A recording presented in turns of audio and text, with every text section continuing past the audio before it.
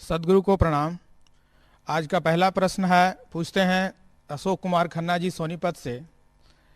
श्रुति विभिन्ना अस्मृतश्च भिन्ना न एको मुनिरस्य वचः प्रमाणम धर्मस्य तत्वं निहितम गुहायाम महाजनो येन गतः सपंथा। पूछते हैं इस प्रचलित शास्त्र वचन को भी प्रमाणिक माना जाए या नहीं, और इस संबंध में परम गुरु ओशो के क्या मंतव्य हैं, समझाने की कृपा करें। अशोक कुमार खन्ना, मानो नहीं जानो। बुद्ध पुरुषों के वचन सुनना, समझना, हृदय में उतरने देना, उस पर भरोसा नहीं करना, विश्वास नहीं करना, सब विश्वास अंधविश्वास हैं। बुद्ध पुरुषों के वचनों को खोज के लिए प्रेरणा का स्रोत बना लेना बस। तुम स्वयं खोज पर निकलो। किसी मुनि का वचन प्रमाण नहीं। निश्चित रूप से यह वचन स्वयं किसी मुनि के द्वारा कहा गया है। परम गुरु ओशो जब स्वयं ध्यान शिविर लेते थे, सुनना उस समय की कोई भी प्रवचन उनके कैसेट्स में, हर प्रवचन के अंत में वे कहते हैं कि मेरी बातों को मानना नहीं। मैं आपके भीतर प्यास जगा सकूं तो मेरा आना सफल हो गया। आप खुद खोज करना, आप स्वयं जानना, मानने की कोई जरूरत नहीं। जानने की दिशा में कदम उठाना शुरू करो। शास्त्रों में तो बहुत सी बातें हैं, किसने लिखा, किसने किससे कहा, कितना परिवर्तित हो गया, कौन जाने किसने क्या कहा था। पुराने शास्त्रों को हिंदू दो हिस्सों में बांटते हैं, श्रुति और स्मृति। श्रुति अर्थात किसी गुरु से सीधा सीधा सुना, और स्मृति अर्थात उस सुने हुए को हमने किसी को बताया, फिर उसने किसी को बताया, उसने किताब में लिख दिया, फिर उसको किसी ने याद कर लिया, फिर वो स्मृति का हिस्सा बन गया धीरे धीरे। बहुत दूर की बात हो गई। जिसने सीधा सुना था वो भी क्या समझा भगवान जाने, फिर उस सुने सुनाए को किसी और को सुनाया, फिर किसी और को सुनाया, सारी बात ही बदल जाती है। जरा सोचो, कृष्ण ने अर्जुन को गीता कही। अब अर्जुन ने तो किताब लिखी नहीं, वो तो बेचारा रणभूमि में तीर धनुष लिए लड़ने मरने को खड़ा था, वो कहां किताब लिखता। संजय ने, पता नहीं वो शायद दूरदर्शन के कोई संवाददाता रहे होंगे, उन्होंने दूर से देखा, वो वहां मौजूद ही नहीं थे महाभारत में, उन्होंने दूर से देखा कि कृष्ण ने अर्जुन को क्या कहा, और उन सज्जन ने धृतराष्ट्र को बताया। अब धृतराष्ट्र से यह बात वेद व्यास तक कैसे पहुंची भगवान जाने। व्यास ने किताब लिखी गीता, ना वहां व्यास मौजूद थे, ना वहां धृतराष्ट्र मौजूद था, ना वहां संजय मौजूद था। किसी ने किसी से, किसी ने किसी से, किसी ने किसी से कही, फिर वो किताब लिखा गई, फिर उस किताब में हजारों साल में कितने परिवर्तन हो गए। गीता की 1000 प्रसिद्ध व्याख्याएं हमारे देश में हैं, सब आपस में परस्पर विपरीत। तुम इसमें से किसकी बात मानोगे, किसकी नहीं मानोगे, किस वचन को प्रामाणिक समझोगे। और मजे की बात है, अर्जुन ने जो सीधा सुना था कृष्ण से, वो तक मुक्ति को उपलब्ध ना हुआ।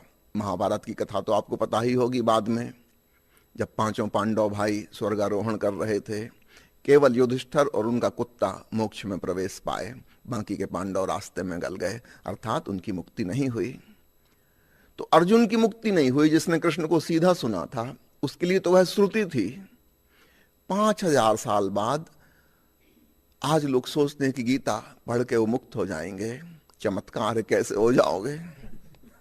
एक बार मैं प्रयोग कर रहा था इसका कि कोई बात जब किसी से कही जाती है तो कैसे वह बदल जाती है। तो 10 लोगों को मैंने एक पंक्ति में खड़ा किया।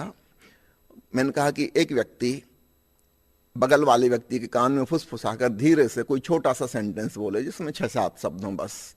फिर वो दूसरा व्यक्ति तीसरे के कान में बताए कि उसने क्या सुना, तीसरा चौथे को बताए। तो 10वें आदमी से फिर पूछेंगे बाद में कि उसने क्या सुना, और फिर पहले वाले से पूछेंगे कि तुमने वास्तव में क्या बताया था।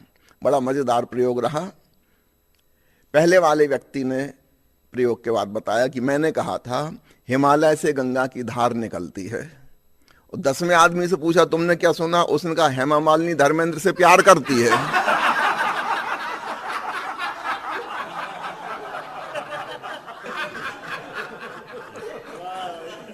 यह वेद वचन बिल्कुल ठीक है। श्रुति विभिन्ना स्मृतश्च भिन्ना न एको मुनिर्यस्य वचः प्रमाणम। किसको प्रामाणिक मानोगे? और ऐसा नहीं कोई जानबूझ के झूठ बोल रहा है, उसने जो सुना, जैसा समझा, उसने अगले को बताया और उसमें सारी बात बदल जाती है। गौतम बुद्ध के जीवन में उल्लेख है, वे रोज रात को अपने शिष्यों से कहते थे कि अब जाके ध्यान पूर्वक नींद में सो जाओ। इसको संक्षिप्त में उन्होंने कर लिया था पूरी बात कहने के बजाय कि अब रात्रि का अंतिम कार्य करने जाओ। रोज वही बात कहते थे, रात्रि को अंतिम कार्य करने जाओ। एक दिन सभा में संयोग की बात, एक चोर भी आया हुआ था, एक वैश्या भी आई थी, एक हत्यारा भी आया हुआ था। जब बुद्ध ने कहा कि जाओ अपने रात्रि का अंतिम कार्य करो, वैश्या को याद आई कि अरे मेरी तो दुकान खोलने का समय हो गया, ग्राहक इंतजार कर रहे होंगे। ये बुद्ध को भी देखो कैसे पता चल गया, इशारा कर दिया कि जाओ अपना अंतिम कार्य करो। चोर को एकदम लगा कि अरे ये क्या जानते हैं कि मैं चोर हूं, मैं तो भूल ही गया था यहाँ प्रवचन सुनने में, धंधे का समय हो गया, अब लोग सोएंगे तो हम जागेंगे। कृष्ण ने कहा ना गीता में, जब सारी दुनिया सोती तब भी योगी जागता है। योगी भगवान जाने जागता कि नहीं, चोर उचक्के जरूर जागते हैं, उल्लू जरूर जागते हैं। वो हत्यारे ने कहा कि अरे मैं प्रोफेशनल मर्डरर, आज रात मुझे हत्या करनी किसी की भूल ही गया था, अच्छा हुआ भगवान ने याद दिला दी कि जाओ भाई अपना काम करो, वरना रोजी रोटी कैसे चलेगी। भिक्षु ध्यान करने चले गए, एक ही वचन कहा था, 4 लोगों ने उसके 4 प्रकार के अर्थ कर लिए। इसलिए शास्त्र को प्रामाणिक नहीं माना जा सकता, असंभव, क्योंकि उसका अर्थ भी तो हम ही निकालेंगे। जब सीधा सुना है तब तो छोटी सी संभावना है कि शायद सत्य हम तक आ जाए, बाद में तो बिल्कुल ही असंभव है। मैंने सुना एक महिला अपनी सहेली को बता रही थी कि फलाने फलाने पड़ोस में ऐसा हो गया है, उसके घर में उसकी लड़की भागने की योजना बना रही है। उसकी सहेली कुरेद कुरेद के पूछ रही थी, कुछ और सुनाओ, और क्या सुना तुमने, और क्या सुना तुमने, थोड़ा और बताओ ना। निंदा में बड़ा रस आ रहा था। वो पहली महिला बोली कि हे देवी, जितना मैंने सुना था उससे 4 गुना तो मैं पहले ही बता चुकी है, अब और क्या बताऊं। बातें बढ़ती चली जाती हैं, बदलती चली जाती हैं, सावधान। इस सूत्र में आता है महाजनो येन गतः सपंथा,